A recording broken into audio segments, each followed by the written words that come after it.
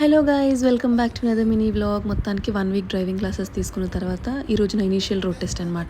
ఇది పాస్ అయితేనే నెక్స్ట్ స్టెప్కి వెళ్ళడం అవుతుంది. ఇది ఫెయిల్ అయితే మళ్ళీ క్లాసెస్కి డబ్బులు పే చేయాలి అండ్ మళ్ళీ రోడ్ టెస్ట్ కూడా పే చేయాలి. టైం వేస్ట్, మనీ వేస్ట్ అని చెప్పి నేను చాలా టెన్షన్ పడుతున్నాను. కానీ నేను పాస్ అయిపోయాను. I was very very happy. అసలు ఫస్ట్ అటెంప్ట్లో పాస్ అవుతానని అనుకోలేదన్నమాట.